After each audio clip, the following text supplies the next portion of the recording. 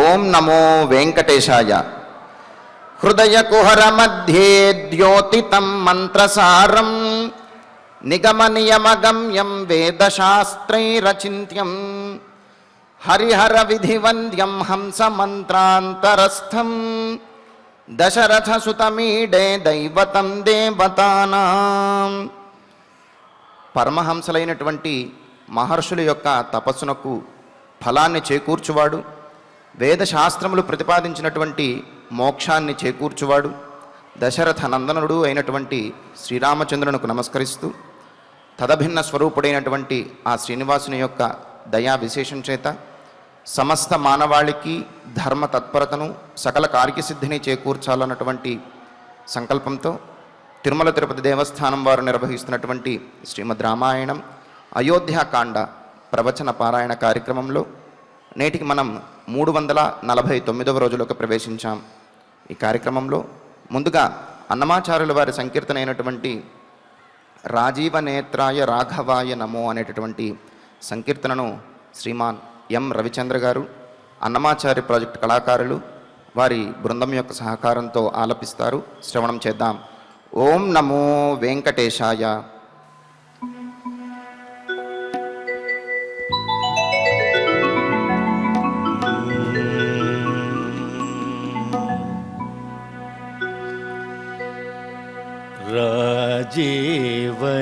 రాజీవనేత్రాయ రాఘవాయ నమో సౌజన్యనిలయాయ జానకీశాయ. రాజీవనేత్రాయ రాఘవాయ నమో సౌజన్యనిలయాయ జానకీశాయ.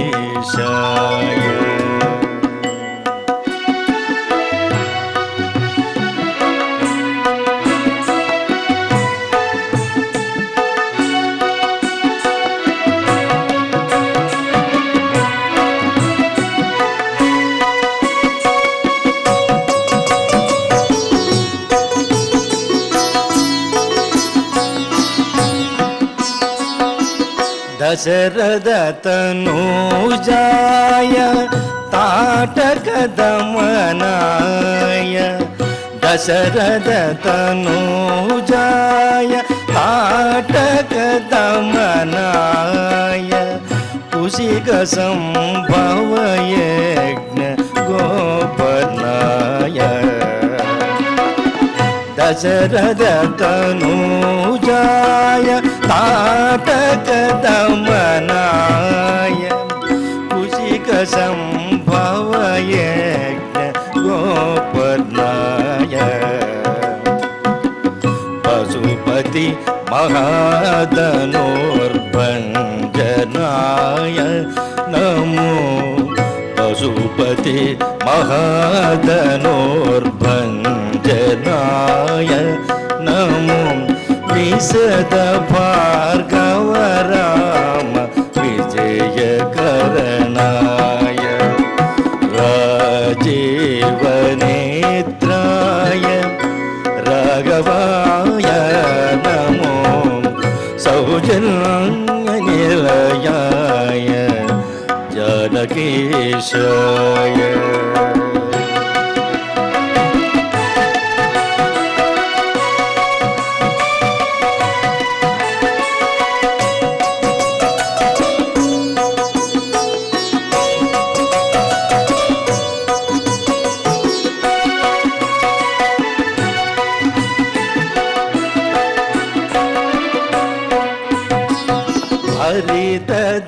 హరితధర్మాయ శూర్పణఖాండహరణాయ కరదూషణాదిరిపు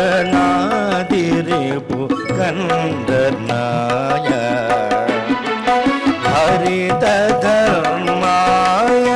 శూర్పణఖాండహరణాయ కరదూషణాదిరిపు కండనాయ. సంభవ సైన్య దక్షకాయ నమో హరణి సంభవ సైన్య దక్షకాయ నమో నిరుపమ మహావారధి వందనాయ తరణి సంభవ సైన్య దక్షకాయ నమో నిరుపమ మహావారధి వందనాయ రాజీవనేత్రాయ రాఘవాయ నమో సౌజన్యనిలయాయ జానకీశాయ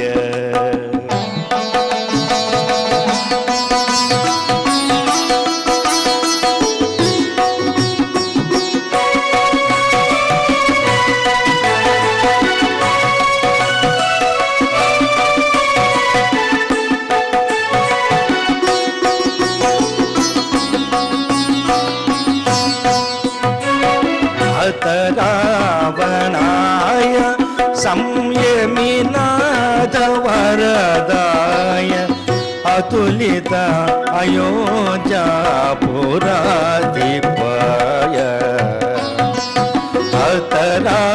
రావణాయ సంయమినాథ వరదాయ అతులితాయోధ్యాపురాధిపాయ హితకర శ్రీ వెంకటేశ్వరాయ నమో హితకర శ్రీ వెంకటేశ్వరాయ నమో వితతవా వినిపాటి వీరరామాయ హితకర శ్రీ వెంకటేశ్వరాయ నమో వితతవా వినిపాటి వీరరామాయ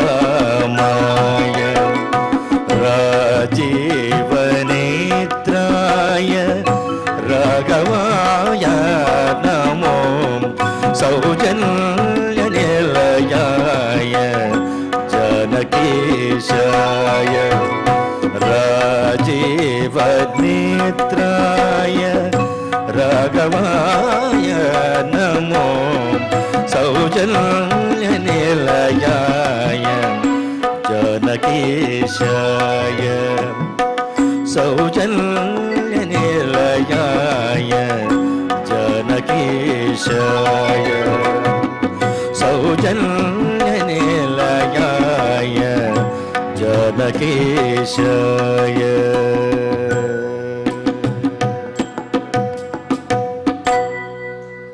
సంకీర్తనను ఎంతో చక్కగా శ్రవణం చేశాం. ఇక ఇప్పుడు శ్రీ గురు ధ్యానపూర్వకంగా సంకల్ప వాక్యాలను అందరము కలిసి పలుకుతూ ఈ కార్యక్రమాన్ని ప్రారంభం చేసుకుందాం.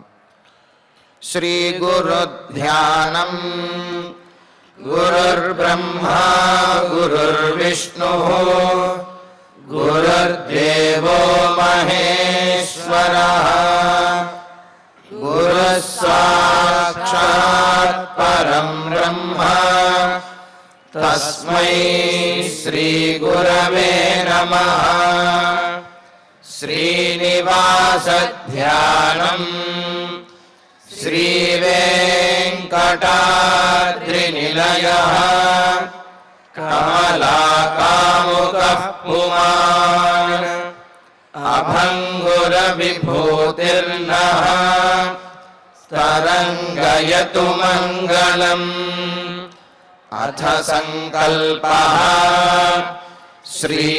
శ్రీమదాదివరాహ క్షేత్రే విరాజమానస్య శ్రీ పద్మావతీ జానే అఖిలాండ కోటి బ్రహ్మాండ నాయకస్య శ్రీరామచంద్ర రూపాంతరస్య భగవతః శ్రీ వెంకటేశ్వర స్వామినః సన్నిధౌ హనుమత్ సీతా లక్ష్మణ భరత శత్రుఘ్న परिवार समेत श्रीरामचंद्र परब्रह्मणः परिपूर्णानुग्रहेण अस्मिन् भुवने समस्ताधिव्याधीनां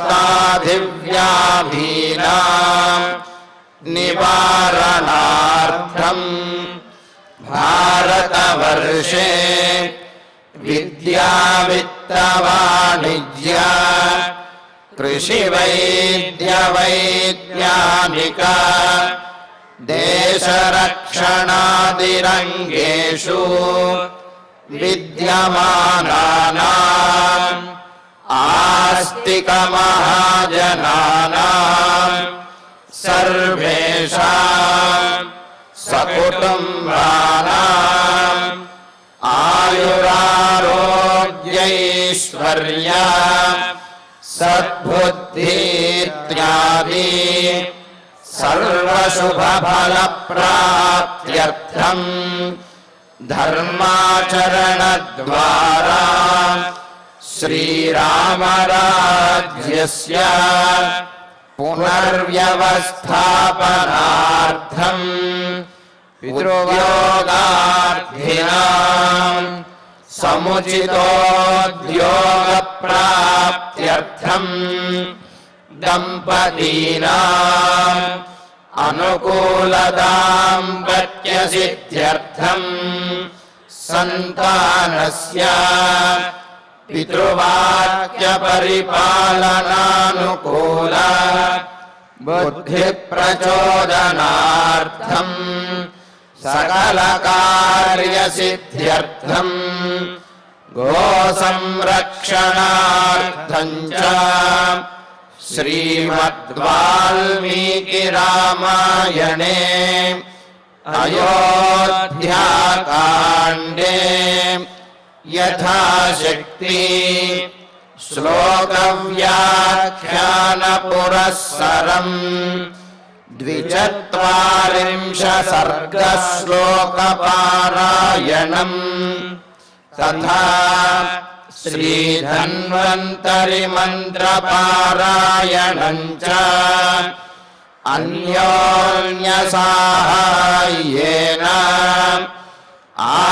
आचार्यमुखेन करिष्यामहे। श्रीवाल्मीकिप्रार्थना। कूजन्तं राम रामेति मधुरं मधुराक्षरम् आरुह्य कविताशाखां वन्दे वाल्मीकिकोकिलम्।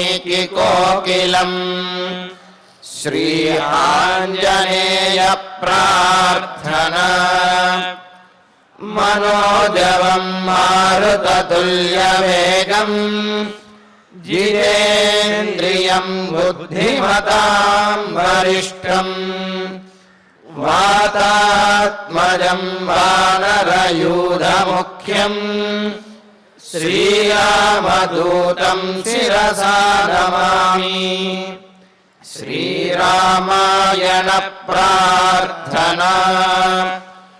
वाल्मीकिगिरिसम्भूता रामसागरगामिनी पुनातिभुवनं पुण्या रामायण महानदी। श्रीराम प्रार्थना। अयोध्याख्येतु गुर्वर्थे त्यक्त्वा राज्यं गिरौ वसन् पादुके भरतायादात् स रामः शरणं मम। श्रीरामचन्द्र परब्रह्मणे नमः। अथ श्रीमद् रामायणे आदिकाव्ये अयोध्याकाण्डे 24 सर्गः। శ్రీమన్నారాయణ చరణౌ శరణం ప్రపద్యే. శ్రీమతే నారాయణాయ నమః. శ్రీరామాయ నమః.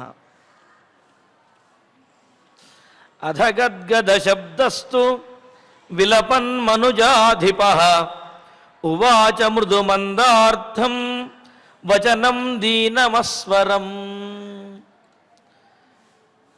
సీతారామచంద్రుడు, సీత, రాముడు, లక్ష్మణుడు వీళ్ళు అయోధ్యానగరాన్ని విడచి వెళ్ళిన తర్వాత దశరథ మహారాజు మరింత దుఃఖంలో ఉన్నటువంటి సందర్భంలో కౌసల్యాదేవి కుడిభుజం పట్టుకుని దశరథ మహారాజుని ఆ రాజాంతఃపురంలోకి తీసుకువస్తున్నది. ఆమెతో పాటుగా మిగతా పరిచారికా గణము, దశరథ మహారాజుకి ఆత్మీయులైనటువంటి వారు అందరూ, సేవకులు అందరూ కూడా అలాగా వారిని లోపలికి తీసుకువచ్చారు. తీసుకువస్తే రాముడు లేనటువంటి ఆ మందిరాన్ని చూచేటప్పటికీ అల్లకల్లోలమైపోయినటువంటిది సరస్సులాగా గోచరించింది. మరి అల్లకల్లోలమైపోయి మట్టి బాగా బయటికి వచ్చి అందులో ఉన్నటువంటి ఆ పద్మములు అవన్నీ కూడా చిన్నాభిన్నమైపోయినటువంటి సరస్సు ఎంత దారుణంగా, చూడటానికి ఎంత అయోగ్యంగా ఉంటుందో, ప్రవేశించడానికి, స్నానం చేయడానికి ఏ విధంగా అయితే వీలు కాదో అదేవిధంగా దశరథుడు కూడా తన అంతఃపురాన్ని చూచి ఈ అంతఃపురం రాముడు లేనటువంటి అంతఃపురం అయోగ్యమైనది అని తలస్తూ బాధపడుతూ ఉన్నాడు. బాధపడుతూ మరి అంతఃపురంలోకి ప్రవేశించిన తర్వాత పక్కన ఉన్నటువంటి వారితోటి ఒక మాట చెబుతున్నాడు. రాజాజ్ఞగా చెప్పటం లేదు, బ్రతిమిలాడుతున్నట్లుగా చెబుతున్నాడు. అది కూడా మనస్సులోంచి వచ్చినటువంటి మాట పెదవి దాటి బయటకు రావటం లేదు, కంఠం దగ్గర ఆగిపోతూ ఉన్నది. గద్గదమైనటువంటి స్వరం అవ్వటంతో కంఠం దగ్గర ఆ కన్నీళ్లతోటి, శోకముతోటి కంఠము స్తంభిస్తే లోపల తలచినటువంటి మాట బయటకు రావటం లేదు. అయినప్పటికీ ఎంతో ప్రయత్నపూర్వకంగా, చాలా మృదువుగా, మెల్లగా, ఉపాంశం అంటే రహస్యం చెప్పినట్లుగా పక్కన ఉన్నవారితోటి ఒక మాట చెప్పాడు దశరథ మహారాజు. ఏమని? కౌసల్యాయ గృహం శీఘ్రం రామమాతుర్నయంతు మాం నహ్యన్యత్ర మమాశ్వాసః హృదయస్య భవిష్యతి. రామమాతు కౌసల్యాయాః, రాముని కన్నతల్లి అయినటువంటి కౌసల్యాదేవి యొక్క గృహం, మందిరానికి, కౌసల్యాదేవి యొక్క అంతఃపురానికి మాం శీఘ్రం నయంతు, నన్ను వెంటనే తీసుకువెళ్ళండి అని ఆ ద్వారపాలకులు ఆ సేవకులతో అంటున్నాడు. కౌసల్యాదేవి మందిరానికే నన్ను వెంటనే తీసుకువెళ్ళండి. ఎందుకు? ఏం దశరథ మహారాజు యొక్క ఆ అంతఃపురం ఏమైనా తక్కువ? చాలా గొప్పది కదా. కౌసల్యాదేవి అంతఃపురం కంటే కూడా దశరథ మహారాజు యొక్క అంతఃపురం చాలా ఉన్నతంగా ఉండేది, చాలా పెద్దది, ఆకాశాన్ని అంతేట శిఖరములు కలిగినటువంటిది. మరి అంతటి గొప్పదిగా ఉన్నటువంటి తన అంతఃపురాన్ని, తన అంతఃపుర భవనాన్ని వద్దు అనుకుని దశరథ మహారాజు వెంటనే నన్ను కౌసల్యాదేవి యొక్క అంతఃపుర భవంతికే తీసుకువెళ్ళండి. ఎందుకంటే అన్యత్ర మమ హృదయస్య ఆశ్వాస న భవిష్యతి, కౌసల్యాదేవి మందిరంలో తప్ప ఇంకెక్కడా కూడా నా మనస్సుకి ప్రశాంతత అనేది చేకూరదు అని అన్నారు. ఎక్కడైతే, ఏ ప్రదేశంలో అయితే దైవికమైనటువంటి శక్తి ఉంటుందో, ఏ ప్రదేశంలో అయితే ఆధ్యాత్మికమైనటువంటి చింతన ఉంటుందో, ఏ ప్రదేశంలో అయితే ఎల్లప్పుడూ కూడా సాత్వికమైనటువంటి భావనలు వెలుగొందుతూ ఉంటాయో ఆ ప్రదేశము ప్రశాంతతతో ఉంటుంది.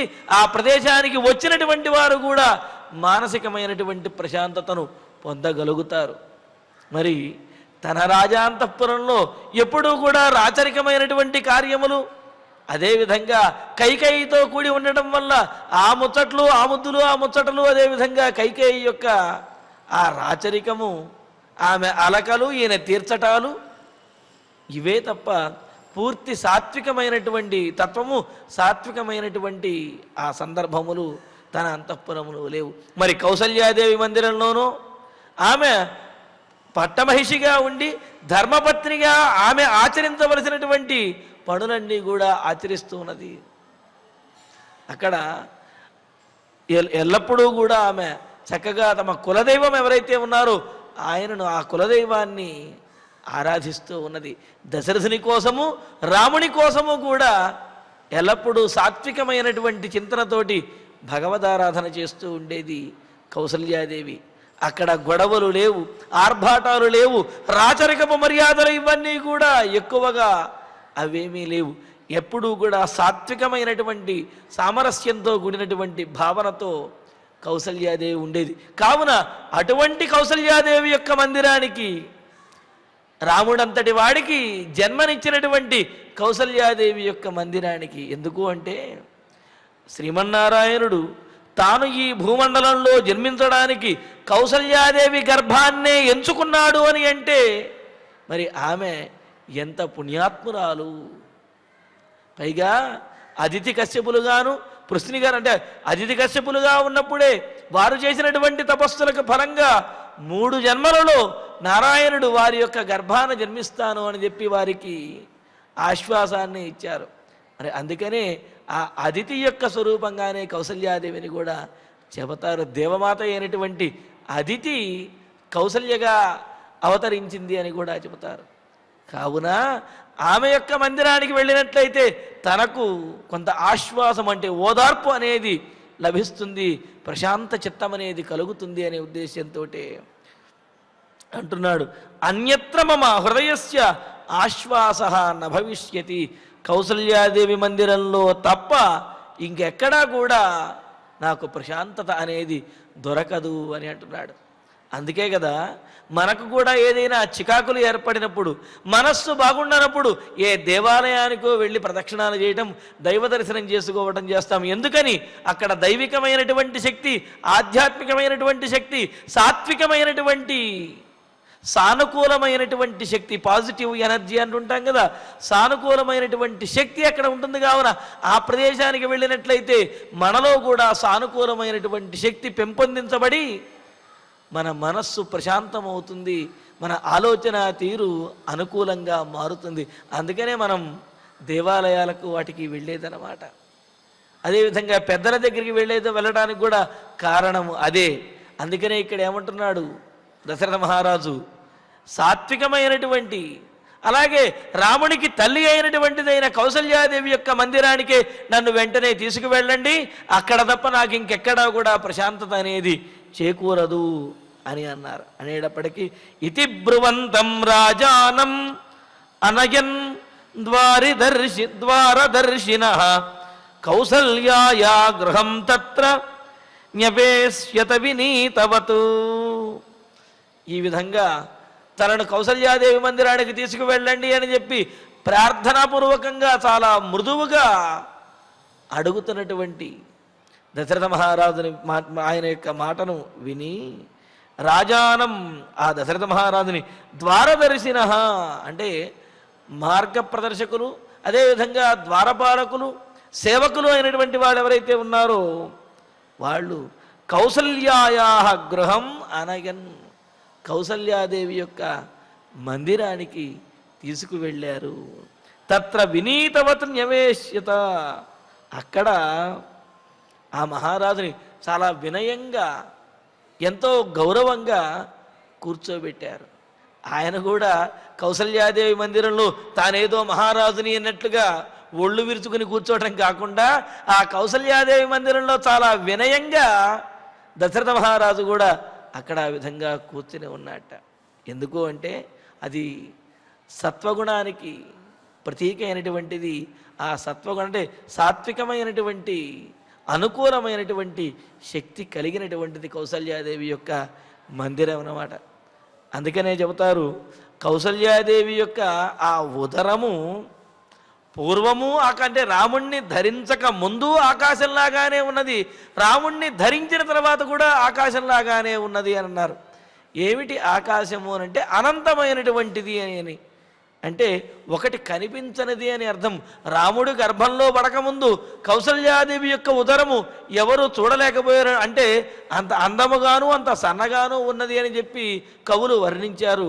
ఆ తర్వాత కూడా ఆమె ఉదరంలో రామచంద్రమూర్తి వసించిన తర్వాత ఆమె ఉదరం చాలా పెద్దదిగా కనిపిస్తున్నది, అప్పుడు కూడా ఆకాశమే అని అన్నారు. ఎందుకు అంటే అనంతమైనటువంటి పరమాత్మను ధరించినటువంటి పరమాత్మ ఉన్నటువంటి ఆ స్థానం ఏదైతే ఉందో అది కూడా అనంతమైనటువంటిదే, ఆకాశం వంటిదే అని చెప్పి అన్నారు. మరి అటువంటి కౌసల్యాదేవి యొక్క మందిరంలోనే తనకు ప్రశాంతత చేకూరుతుంది అని చెప్పి దశరథ మహారాజు అక్కడికి వచ్చి చాలా వినయంగాను ఈ ప్రతిహారులు అదేవిధంగా సేవకులు ఆ దశరథ మహారాజుని అక్కడ పడుకోబెట్టారు. కౌసల్యాదేవి మందిరంలో కూర్చోబెట్టి తర్వాత పడుకోబెట్టారు.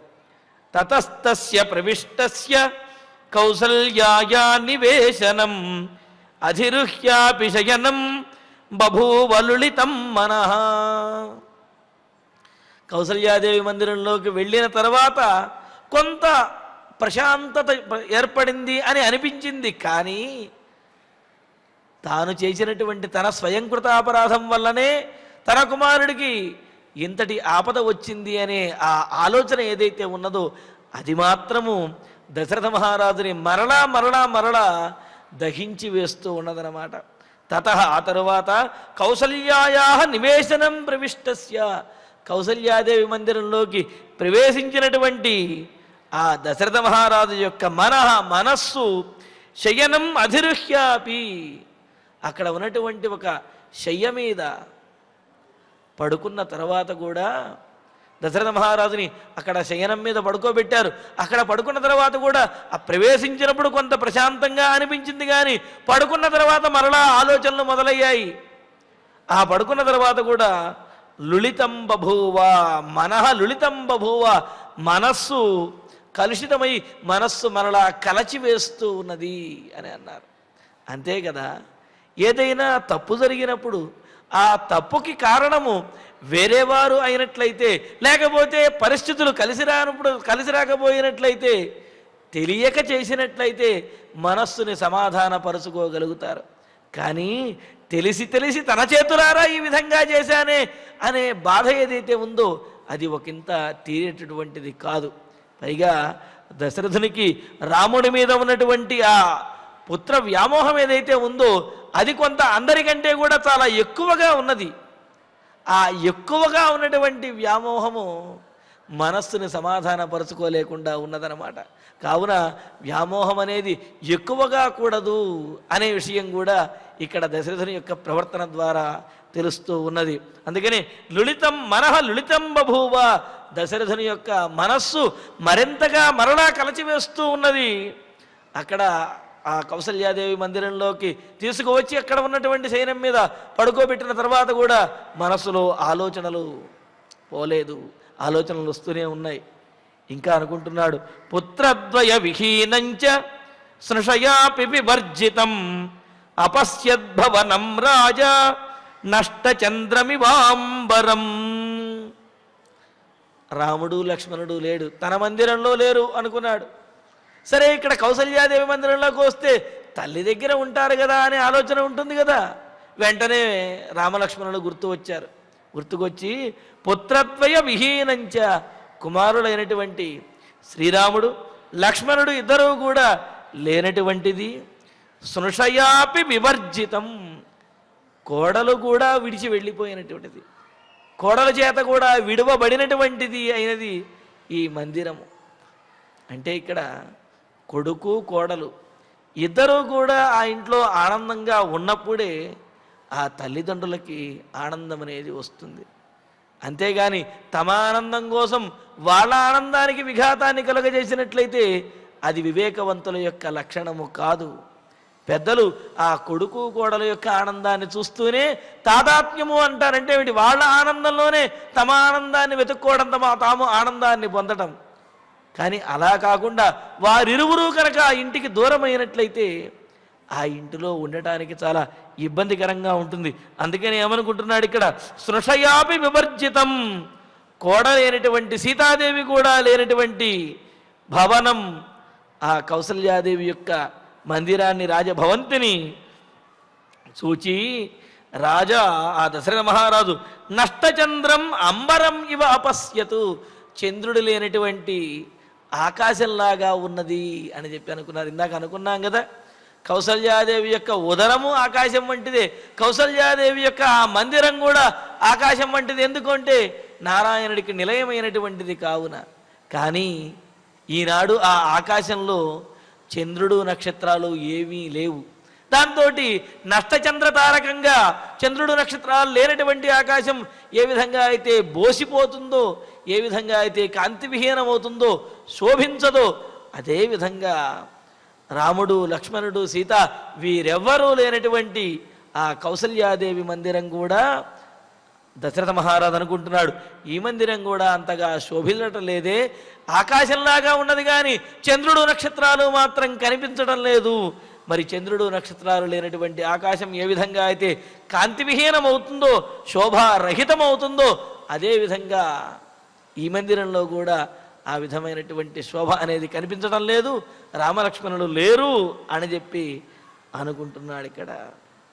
అందుకనే దృష్టాంతం చెబుతూ, ఆకాశంలో చంద్రుడు నక్షత్రములు ఉన్నప్పుడే అది శోభిస్తుంది.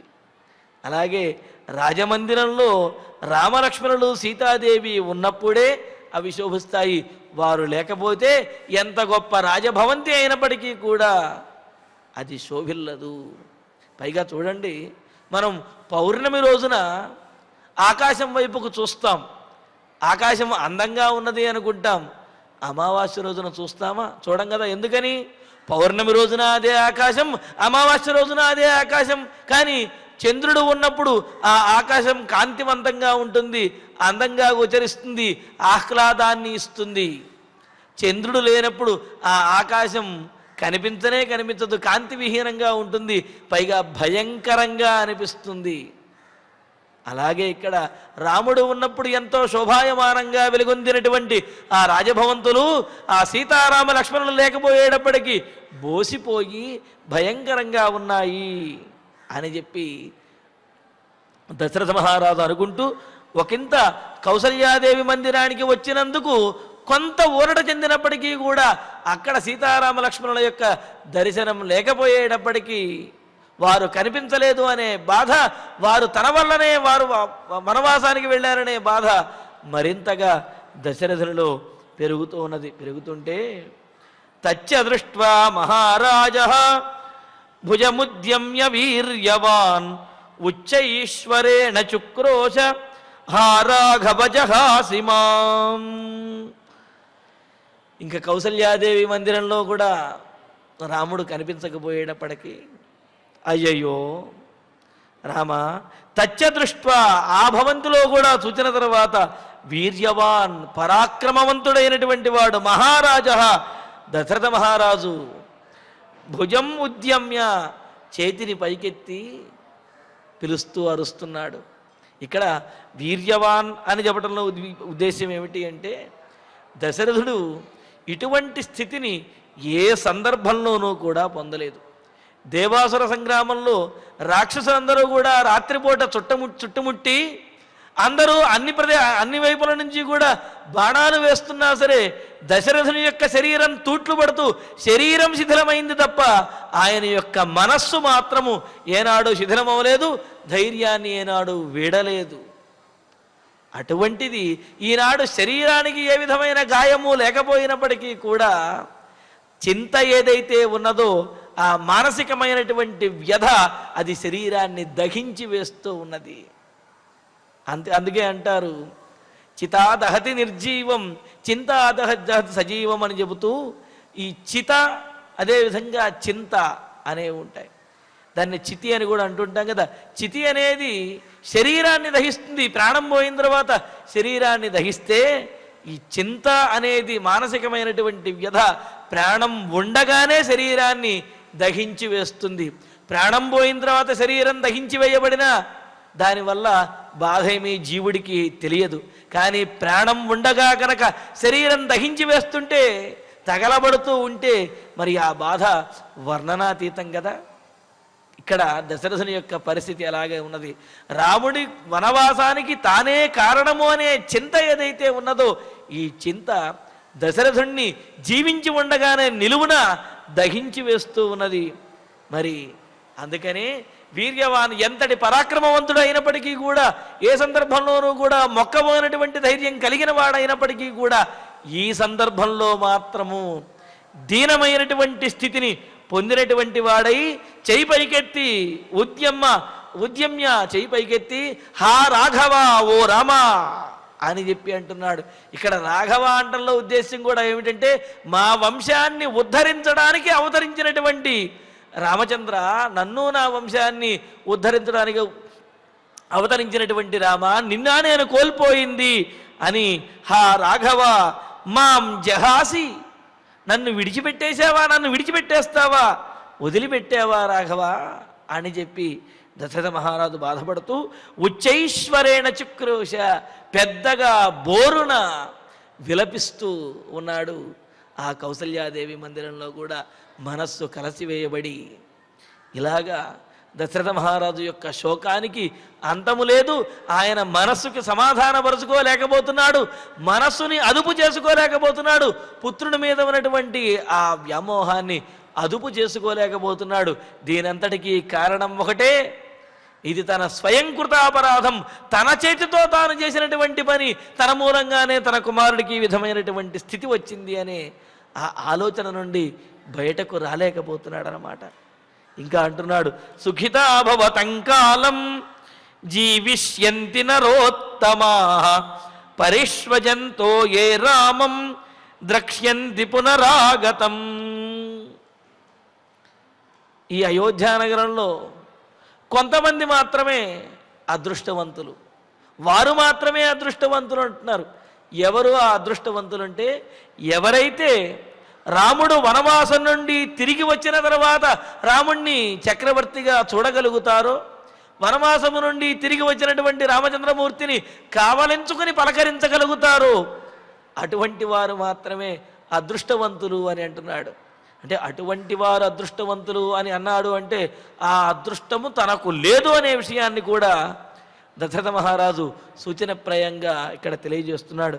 ఏ నరోత్తమాహ, ఏ మనుజ పొంగవులైతే, ఏ నరశ్రేష్ఠులైతే, ఉత్తములైనటువంటి ఏ జనులు అయితే, జనులు తం కాలం జీవిష్యంతి, ఆ కాలం వరకు, అంతవరకు, ఎంతవరకు రాముడు వనవాసాన్ని పూర్తి చేసి మరలా ఈ అయోధ్య నగరానికి వచ్చే వరకు జీవిష్యంతి, జీవిస్తారో, బ్రతికి ఉంటారో, జీవించగలరో వారు సుఖితాహ, వాళ్లే భాగ్యవంతులు. ఎందుకు అంటే రాముణ్ణి చూడగలుగుతారు మరలా. పునః ఆగతం రామం పరిష్వజంతః, మరలా అడవి నుండి తిరిగి వచ్చినటువంటి, అడవి నుంచి క్షేమంగా తిరిగి వచ్చినటువంటి రాముణ్ణి పరిష్వజంతః ఆలింగనం చేసుకుంటూ, ద్రక్ష్యంతి కనులారా రాముణ్ణి దగ్గరగా ఎవరైతే చూడగలుగుతారో, రాముడు వనవాసం నుండి తిరిగి వచ్చిన తర్వాత వాళ్ళే నిజమైనటువంటి అదృష్టవంతులు, వాళ్ళదే భాగ్యము.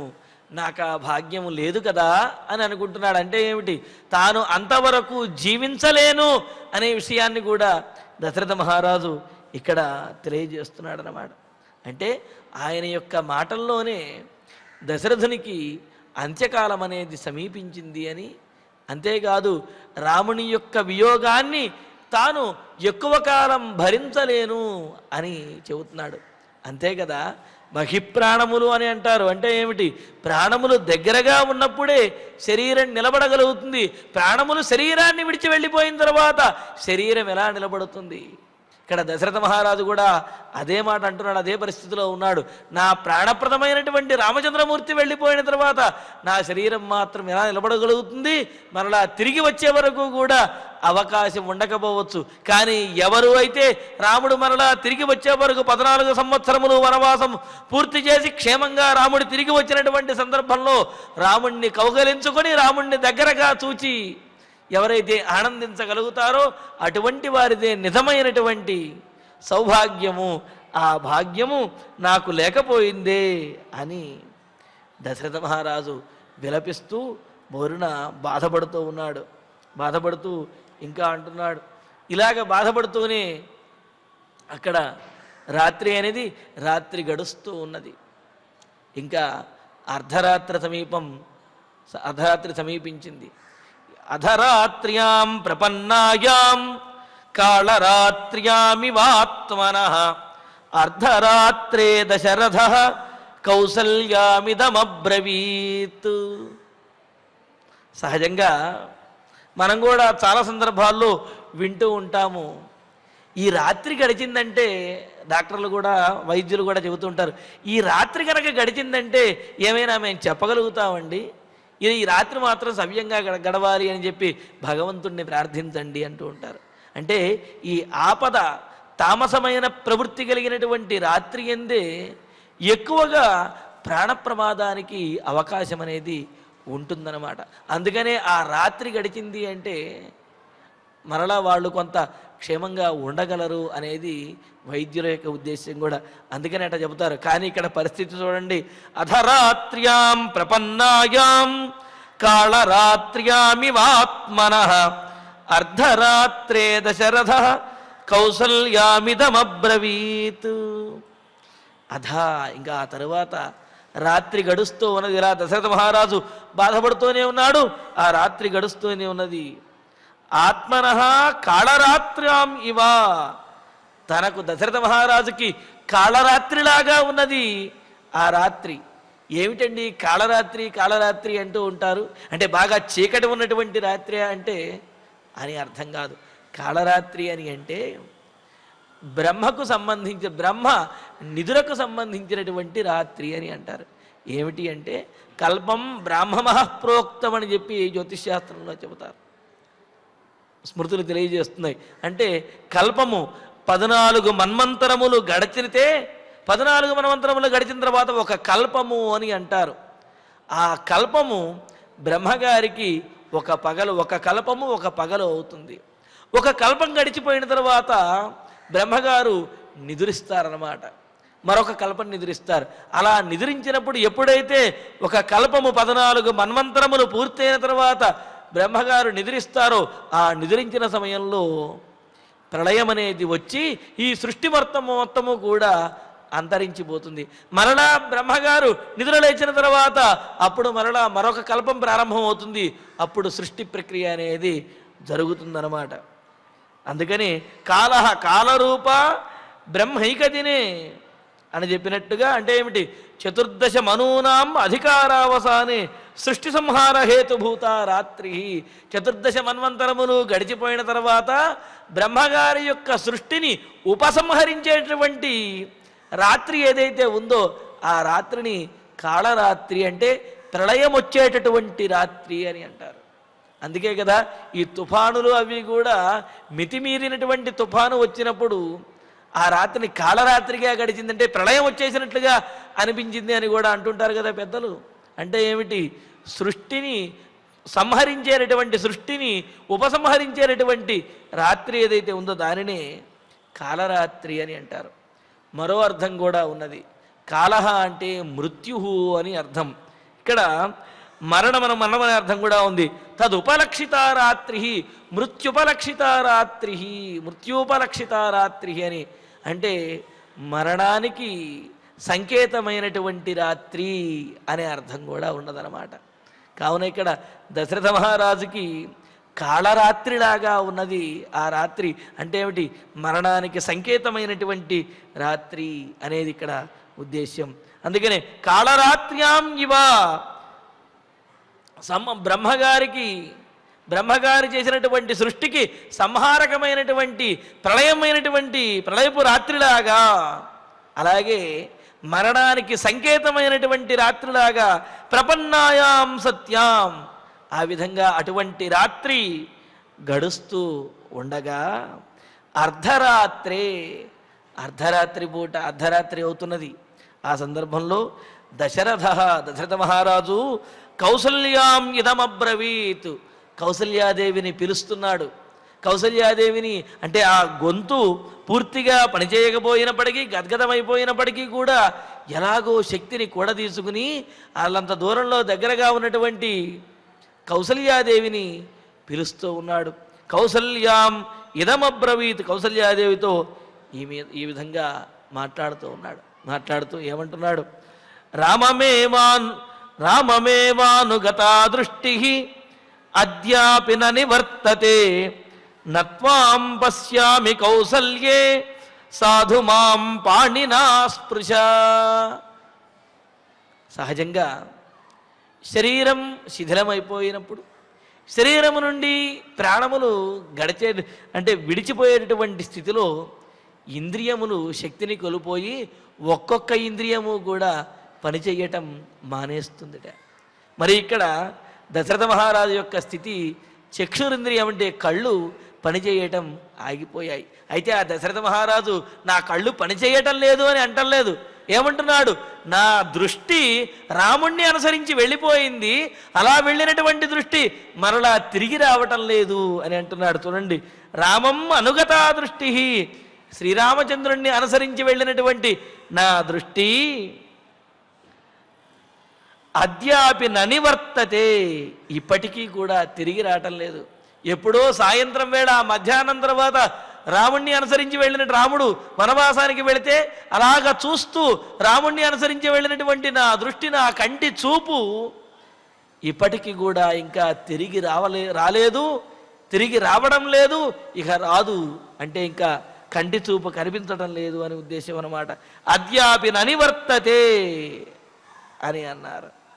మరి రాముణ్ణి చూడలేకపోయినా రాముడి తల్లి అయినటువంటి నన్ను చూడవచ్చు కదా అని అనుకుంటుందేమోనని చెబుతూ ఉన్నాడు. నత్వాం పశ్యామి కౌసల్యే, కౌసల్య, రాముణ్ణి చూడటం కోసం వెళ్ళిపోయినటువంటి దృష్టి మరలా తిరిగి రాలేదు, అంటే ఇప్పుడు నాకు దృష్టి అనేది లేదు. అందువలన త్వాం నపశ్యామి, నిన్ను నేను చూడలేకపోతున్నాను. నువ్వు ఎదురుగా ఉన్నప్పటికీ కూడా నువ్వు నాకు కనిపించడం లేదు అని అంటున్నాడు. అంటే ఏమిటి? శ్రీరాముణ్ణి చూడలేకపోయినా, శ్రీరాముని తల్లి అయినటువంటి కౌసల్యాదేవిని చూడగలిగినా కొంత ఊరట చెందేటటువంటి అవకాశం అనేది ఉండవచ్చు. కానీ ఇక్కడ దశరథుని యొక్క స్థితి కౌసల్యాదేవిని కూడా చూడలేనటువంటి స్థితికి చేరుకున్నాడు. అందుకనే ఏమంటున్నాడు? రాముడితో వెళ్ళిపోయినటువంటి దృష్టి తిరిగి రాలేదు, ఎదురుగా ఉన్నటువంటి నిన్ను కూడా నేను చూడలేకపోతున్నాను.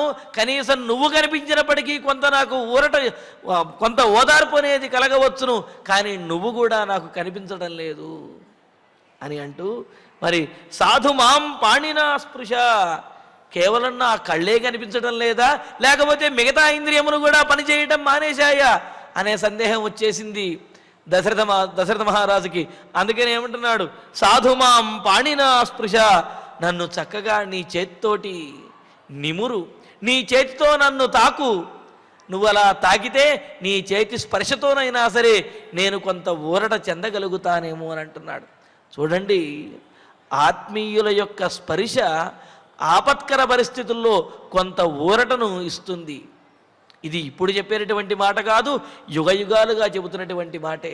మరి దశరథ మహారాజు కూడా, అంతటి చక్రవర్తి అయినటువంటి దశరథ మహారాజు కూడా తాను దీనమైనటువంటి స్థితికి వచ్చి ధైర్యాన్ని కోల్పోయినటువంటి వాడై, నా దృష్టి రాముణ్ణి అనుసరించి వెళ్ళిపోయింది, ఇక ఎదురుగా ఉన్నటువంటి నిన్ను కూడా నేను చూడలేకపోతున్నాను, నాకు దగ్గరగా వచ్చి కూర్చుని నన్ను ఒక్కసారి పట్టుకో, నీ చేతితో నన్ను స్పృశించు.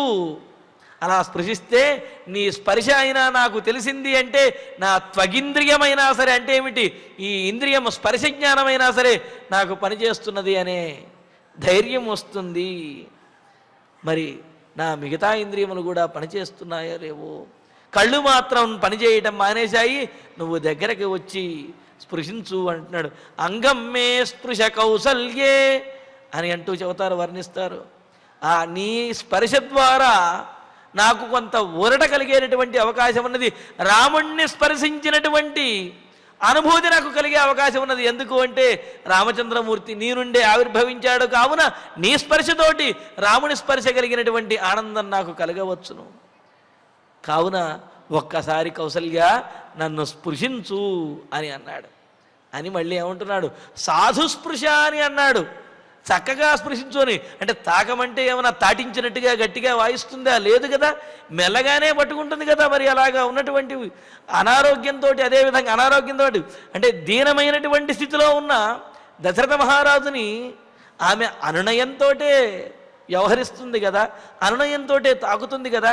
అయినప్పటికీ కూడా సాధుస్పృశ అని దశరథ మహారాజు ప్రార్థనాపూర్వకంగా చెబుతున్నాడు.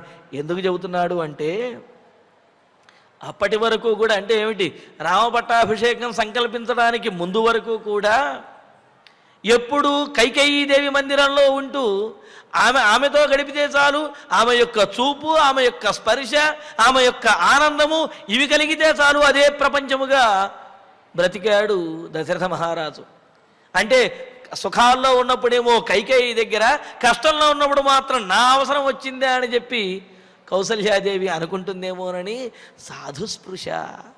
దయచేసి నన్ను అర్థం చేసుకుని చక్కటి మనస్సుతోటి, అనుకూలమైనటువంటి మనస్సుతో, పరిపూర్ణమైనటువంటి మనస్సుతో నన్ను ప్రేమతోటి స్పృశ తాకు అని అడుగుతూ ఉన్నాడు.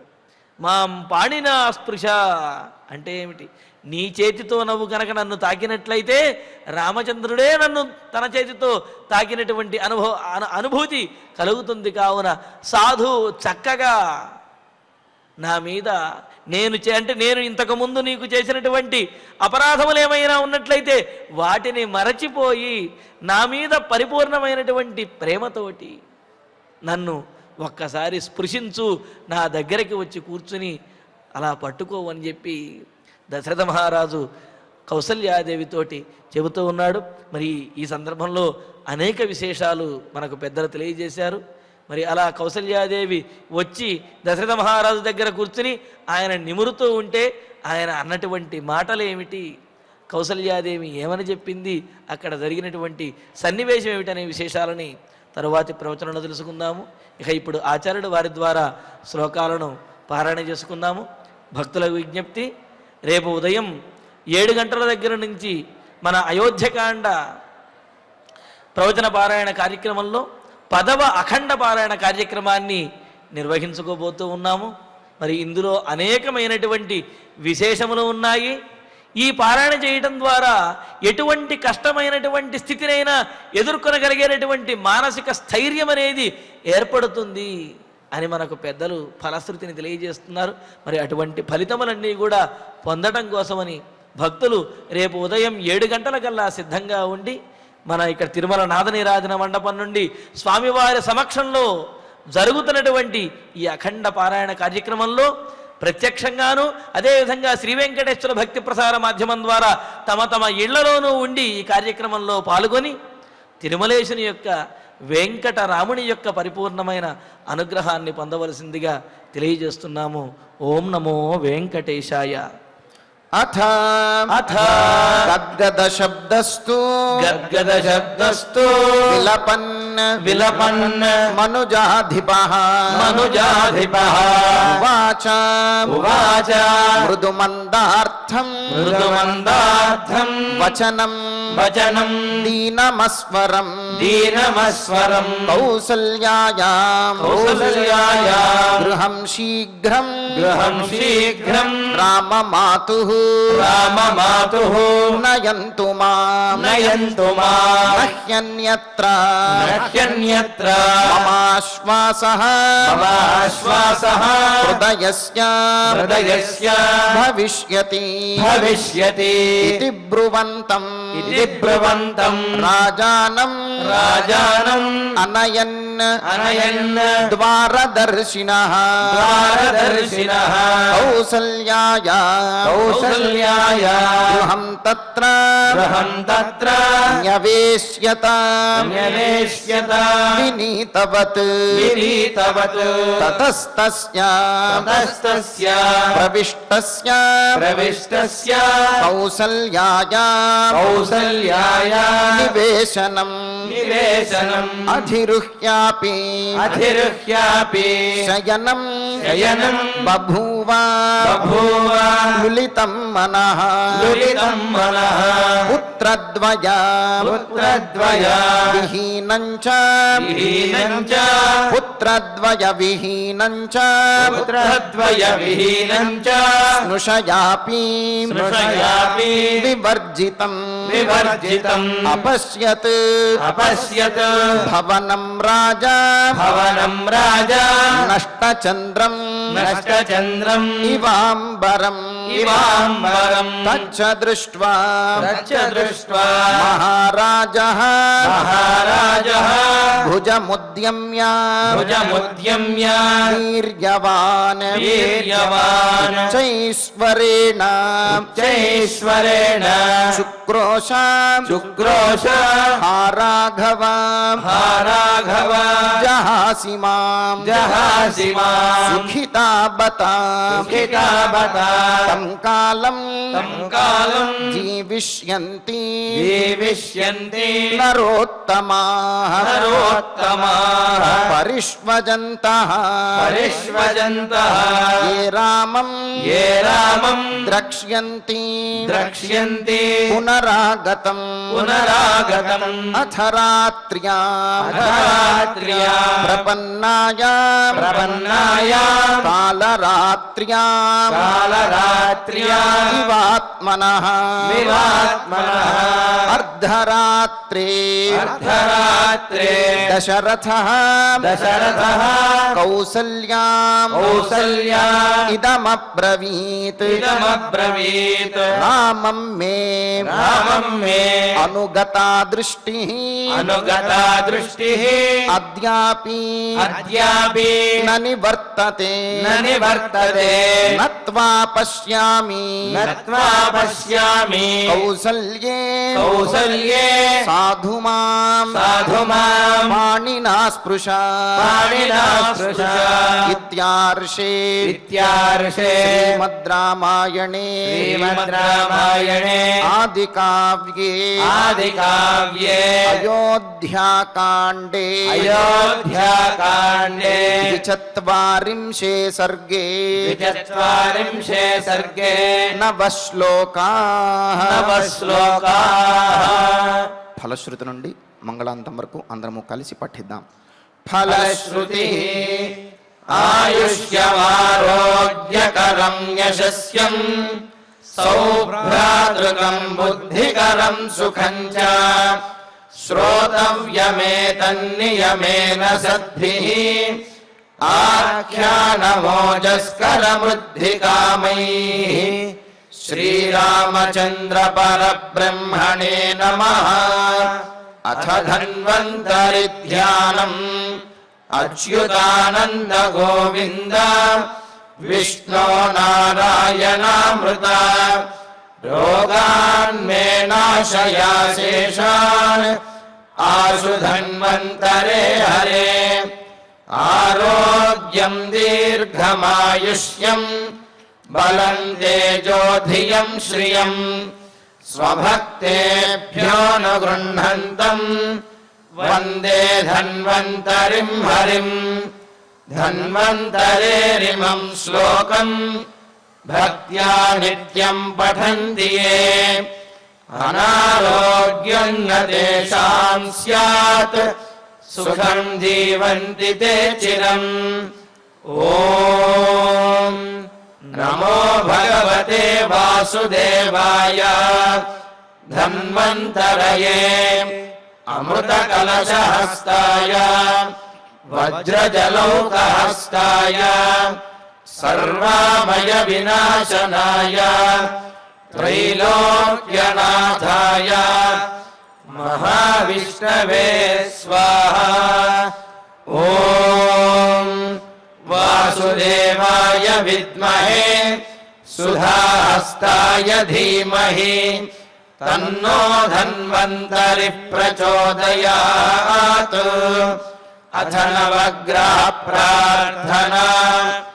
ఆరోగ్యం పద్మబంధుర్వితరతు నితరాం సంపదం శీతరశ్మిః భూలాభం భూమిపుత్రः సకలగుణయుతాం వాగ్విభూతిం చ సౌమ్యः సౌభాగ్యం దేవమంత్రి రిపుభయశమనం భార్గవः శౌర్యమార్గిः దీర్ఘాయుః సైంహికేయः విపులతరయశః కేతుః ఆచంద్రతారం అరిష్టాని ప్రణశ్యంతు దురితాని భయాని చ శాంతిరస్తు శుభం మేస్తు గ్రహాః కుర్వంతు మంగళం అథ క్షమా ప్రార్థనా యదక్షరపదభ్రష్టం మాత్రాహీనం చ